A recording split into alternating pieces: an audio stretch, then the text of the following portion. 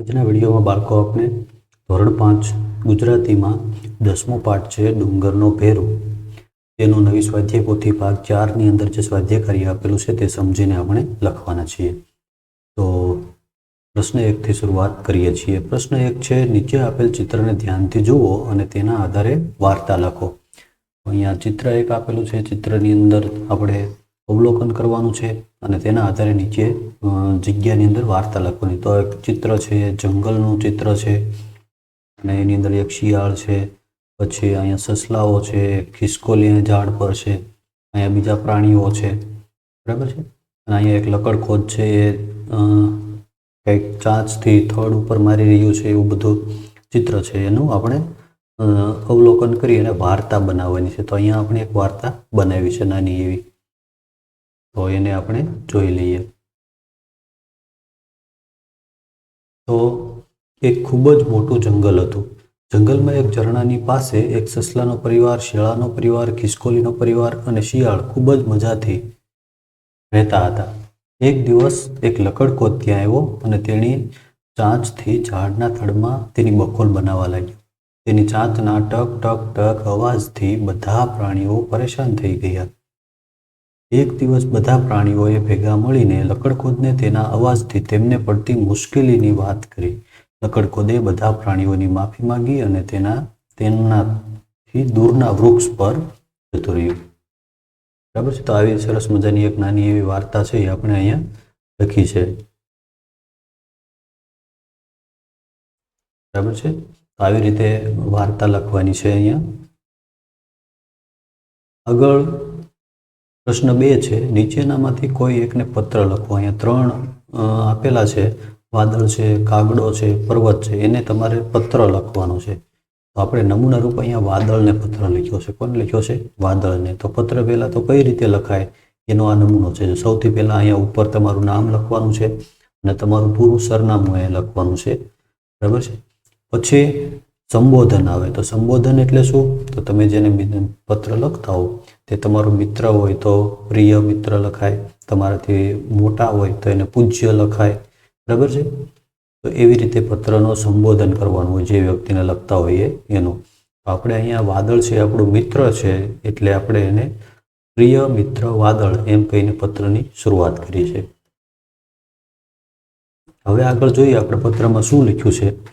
તો ખૂબ જ આનંદ સાથે આ પત્ર દ્વારા જણાવું છું કે ગયા અઠવાડિયે તમે બધા આકાશમાં તરતા હતા. કોણ બધા? એટલે કે ઘણા બધા વાદળો એની વાત છે.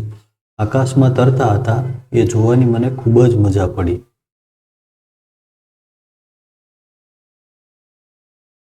તમને આખો દિવસ આકાર બદલતા જોતા રહેવાનું મન થાય છે. સાથે સાથે એક વિનંતી પણ કરવા માંગુ છું કે સાંજના સમયે તમે બધા ભેગા થઈને વીજળીના ચમકારા કરો છો અને મોટા મોટા અવાજો કરો છો જેનાથી મને ડર લાગે છે. તો તમારો અવાજ થોડો ધીમો રાખશો તો મને ગમશે. આગળ, હું ખૂબ જ મજામાં છું, ખૂબ જ ખુશ છું. તું પણ બીજા વાદળો સાથે મજામાં હશે. આ પત્ર મળે એટલે તરત જ પત્ર લખજે. તો આવી રીતનો પત્ર લખવાનો હોય અને અહીંયા નીચે લી એટલે લિખિતમ, કોણે જેને પત્ર લખ્યો હોય એનું અહીંયા નામ લખવાનું હોય. તો અહીંયા પત્ર લખ્યા પછી તમારે અહીંયા તમારું નામ લખી નાખવાનું છે. તો આવી રીતે એ પત્ર લખવાનો છે. આગળ પ્રશ્ન 3 છે કોયલ અને કવિતા બંને વાતો કરતા હતા. તો બંને વચ્ચેની વાતચીત થોડી ભેળસેળ થઈ ગઈ છે. તે નીચે યોગ્ય રીતે ગોઠવો. તો અહીંયા કોયલ છે અને આ કવિતા નામની એક છોકરી છે. એ બે વાતો કરતા હતા અને વાતોમાં એ જે વાક્યો બોલતા હતા એ બધા વાક્યો અહીંયા લખેલા છે. જેમ કે હું ક્યારેય માળો બનાવતી નથી, મારા પપ્પા મારા માટે ચોકલેટ લઈને આવે છે.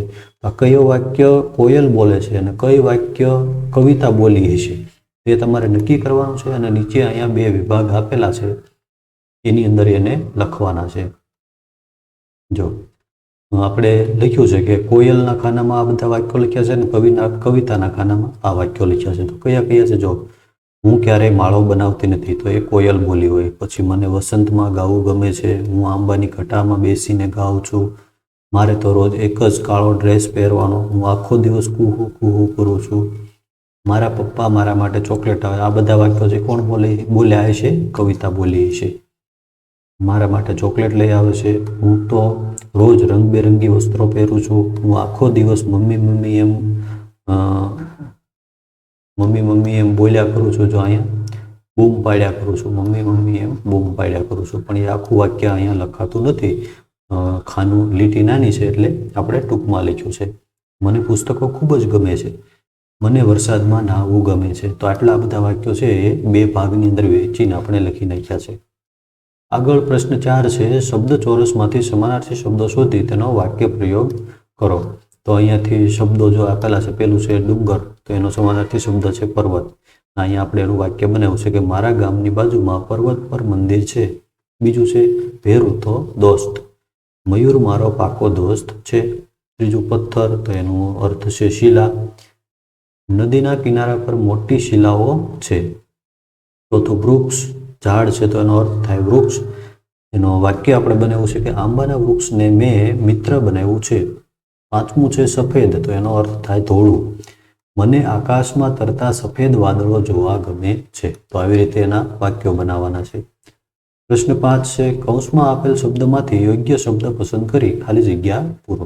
અહીંયા કૌંસની અંદર શબ્દો આપેલા છે, એમાંથી એક શબ્દ છે એ સાચો આપણે પસંદ કરી અને અહીંયા ખાલી જગ્યાની અંદર લખવાનો છે. તો પેલું છે મને એકાએક ઘર સાંભળ્યું કે સંભાળ્યું. શું આવશે?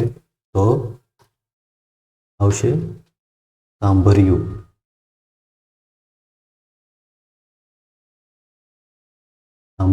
બરાબર.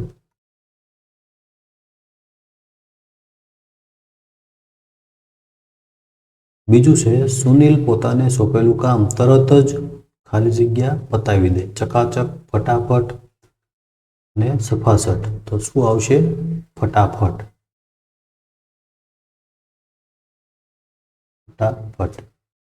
ત્રીજું છે આ ચોપડતો પલળીને, ચોપડતો નહીં પણ શું આવશે? ચોપડી. આ ચોપડી તો પલળીને ખરાબ થઈ ગઈ છે. તદ્દન આવશે. શું આવશે? તદ્દન. ચોથું છે ઉતાવળ નથી, ખાલી જગ્યા વાંચીને પાછી આપજે. નિરાતે કે નિરાંતે? શું આવશે? નિરાંતે આવશે. નિરાંતે વાંચીને પાછી આપજે. પાંચમું છે બોલ બોલ કેમ ચાલે છે? ખાલી જગ્યા અભ્યાસ. તારો, તારું કે તારી? અભ્યાસ છે તો એમાં શું આવશે? તારો. તારો અભ્યાસ કઈ રીતે, કેવો ચાલે છે એવું વાક્ય હોય. પ્રશ્ન 6 છે પાઠના આધારે નીચેના પ્રશ્નનો જવાબ લખો. પેલું છે કાગડો શું લઈ ગયો હતો? આગળ કવિતા આવી હતી, આપણે એની અંદરથી એના જવાબો લખવાના છે. કાગડો તેની ચાંચમાં પૂરીનું બટકું લઈને આવ્યો હતો. બીજું છે કાબર બાલટીના પાણીનો શું ઉપયોગ કરશે? તો કાબર બાલટીના પાણીથી નહાશે. ત્રીજું છે રાજાએ શું આદેશ કર્યો? તો રાજાએ ડુંગર પર મંદિર બાંધવાનો આદેશ કર્યો. ચોથું ગપ્પુ એટલે શું? કે ગપ્પુ એટલે ખરેખર સાચી ન હોય તેવી વાત. પાંચમું છે નાના મોએ મોટી વાત એમ ક્યારે કહેવાય? તો કે કોઈ મોટા માણસને સામાન્ય માણસ કોઈ વાત કરે ત્યારે એવું બોલે કે નાના મોએ મોટી વાત. પ્રશ્ન 7 છે ગણિતના અંકોનો ઉપયોગ કરીને 5 વાક્યો બનાવો. જો અહીંયા આપણે 5 વાક્યો ઉદાહરણ રૂપ આપેલા છે, બીજા એવા 5 વાક્યો આપણે અહીંયા બનાવ્યા છે. કેવા? તો કે જો બધા વાક્યોની અંદર ગણિતના અંકો આવે છે. કેવા? 5, 6, 4, 10. બરાબર. તો એ બધા અંકોનો ઉપયોગ કરીને વાક્યો બનાવ્યા છે. એવા જો અહીંયા નમૂનાના બીજા આપણે બનાવ્યા છે. મારી પાસે 7 લખોટી છે. ચકલીને 2 પગ હોય છે. રિક્ષાને 3 પૈડા હોય છે. બિલાડીને 4 પગ હોય છે. ઝાડ પર 10 કબૂતર બેઠા છે. આવી રીતે એ વાક્યો બનાવવાના છે. આગળ પ્રશ્ન 8 છે તમારી કલ્પના પ્રમાણે રંગલાનું ચિત્ર દોરો. રંગલો એટલે શું? તો ગામડાની અંદર ભવાઈની અંદર જે ડાગલા બનતા હોય છે અને બધાને હસાવવાનું કામ કરતા હોય છે એને રંગલો કહેવામાં આવે છે. તો એ તમે જોયો જ હશે. તો એનું અહીંયા તમારે ચિત્ર દોરવાનું છે, જે જગ્યા છે એમાં.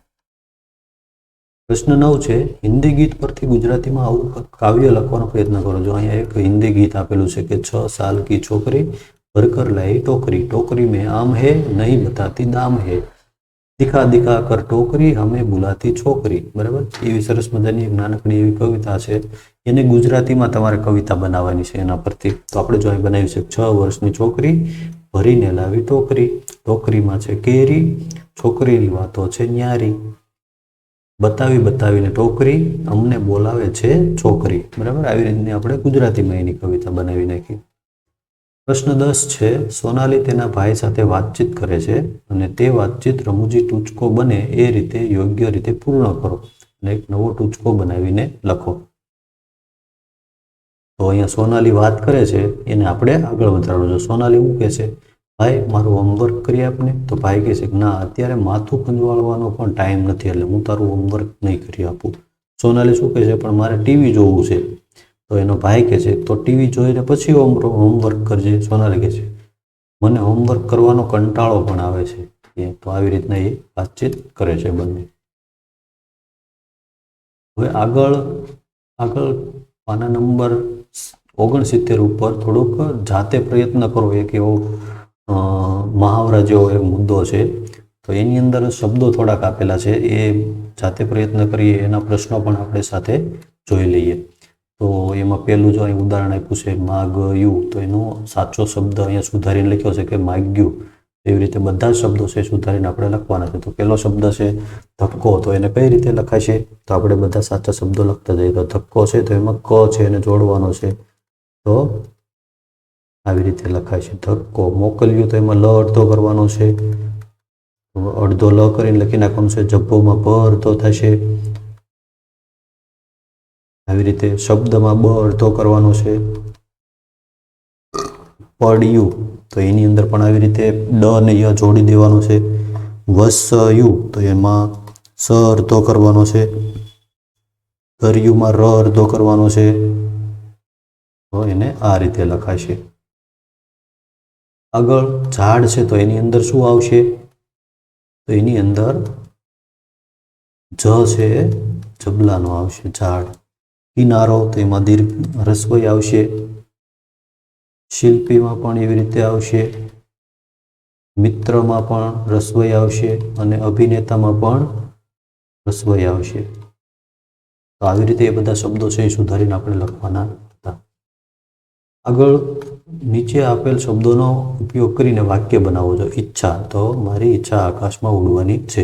તો એવી રીતે બધા જે અહીંયા શબ્દો આપેલા છે એ બધાનો આપણે વાક્ય બનાવવાનું. તો આપણે એ વાક્ય બનાવીને તૈયાર લખીને રાખેલા છે કે કહ્યું, પહેલો શબ્દ છે મારા પપ્પાએ મને પાણી ભરી લાવવા કહ્યું. તો અહીંયા કહ્યું શબ્દ આવી ગયો. હવે ચાલ્યો, હું રમવા ગયો ત્યારે વિજય ચાલ્યો ગયો હતો. હસ્યો, મમ્મીની વાત સાંભળીને નયન ખડખડાટ હસ્યો. રમ્યો, રવિવારે હું આખો દિવસ ક્રિકેટ રમ્યો. તો આવી રીતે જે શબ્દો લખેલા છે એના આપણે વાક્યો બનાવ્યા છે. આગળ હજી થોડાક વાક્યો છે. પડ્યો, તો આ ચોમાસામાં ખૂબ જ ઓછો વરસાદ પડ્યો. નમ્યો, રાજાને આવતા જોતા જ આખું સૈન્ય તેમને નમ્યું. ગમ્યું, મને બગીચામાં ગુલાબી ફૂલ ખૂબ જ ગમ્યું. વસ્યું, નદીના કિનારે મોટું નગર વસ્યું હતું. જામ્યો, નવરાત્રિમાં ગરબાનો રંગ જામ્યો હતો. કલ્પના, હું કલ્પનામાં આકાશમાં ઉડતો હતો. સૌરાષ્ટ્ર, ગીરનું જંગલ સૌરાષ્ટ્રમાં આવેલું છે. કૈવલ્ય, કૈવલ્ય એ યોગનું અંતિમ ધ્યેય હોય છે. આગળ છે પાલ્ય, પાલકે તેના પાલ્યનું પૂરતું ધ્યાન રાખવું જોઈએ. પુણ્ય, ઉનાળામાં પક્ષીઓને પાણી પાવાથી પુણ્ય મળે છે. કાવ્ય, જયેશ ખૂબ જ સરસ કાવ્ય લખી શકે છે. તો આવી રીતે બધા જ શબ્દોના વાક્ય બનાવવાના છે. આગળ છે ઉદાહરણ પ્રમાણે સરખા પ્રાસવાળા શબ્દો બનાવીને લખો. અહીં ઉદાહરણ એક આપેલું છે કે હિન્દુ, બિંદુ, ઇન્દુ. તો એવા સરખા પ્રાસવાળા છે. જો હિન્દુ, બિંદુ, ઇન્દુ. તો એવા અહીંયા બીજા શબ્દો આપણે અહીંયા લખવાના છે જે આપણે લખીને રાખેલા છે. જો ગામ, નામ, જામ, જગ, મગ, પગ, ખીર, ચીર, નીર, શાન, ગાન, જાન, લાગે, જાગે, વાગે, મહેશ, જયેશ, હરેશ, નયન, જગન, ગગન, રાખે, ચાખે, નાખે, પાન, કાન, માન, માળા, શાળા, તાળા, આગ, બાગ, નાગ. બરાબર, આવી રીતે. આગળ એના પછીનો પ્રશ્ન છે અર્થભેદ લખો. અર્થભેદ એટલે જો અહીં જો રસવઈ હોય તો દિન રસવઈથી લખેલું હોય તો એનો અર્થ થાય દિવસ, અને દીર્ઘઈ હોય તો ગરીબ થાય. એવી રીતે અહીંયા બીજા શબ્દો આપેલા છે પ્રસાદ અને પ્રાસાદ. બરાબર, એ બેનો અર્થ આપણે કહેવાનો. તો પ્રસાદ એટલે શું થાય, દેવતાની આગળ ધરાવેલું નૈવેદ્ય, એ આપણે પ્રસાદી જેને કહીએ છીએ તે. અને પ્રાસાદ એટલે મહેલ થાય, રાજાનો મહેલ હોય એને પ્રાસાદ કહેવાય. અહીંયા પૂર છે, એકને જો દીર્ઘાવાળું ઉ છે, એકને રસવાવાળું ઉ છે. તો દીર્ઘાવાળું ઉ એટલે નદીમાં આવતું પૂર, અને રસ્વવાળું ઉ એટલે શહેર નગર એવો એનો અર્થ થાય. આગળ મુહૂર્ત, તો મુહૂર્ત એટલે પ્રતિમા, અને રસ્વવાળું ઉ હોય તો શુભ સમય એટલે કે મુહૂર્ત આપણે કહીએ છીએ તે. એના પછી છે રવિ અને રવિ. જો રસ્વઈ ઈ હોય તો એનો અર્થ થાય સૂર્ય, અને દીર્ઘ ઈ હોય તો જે આપણે શિયાળુ પાક લઈએ છીએ એ બધા પાક છે એને રવિ પાક કહેવામાં આવે છે.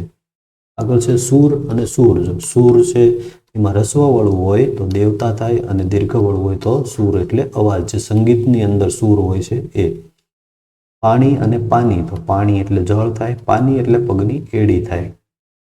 તો આવી રીતે એ બધા શબ્દો છે એનો અર્થ આપણે આપવાનો હતો. તો આ પ્રકરણની અંદર, આ સ્વાધ્યાય પોથીની અંદર, આ પાઠની અંદર આટલું આપણે શીખવાનું હતું, જે તમે આમાંથી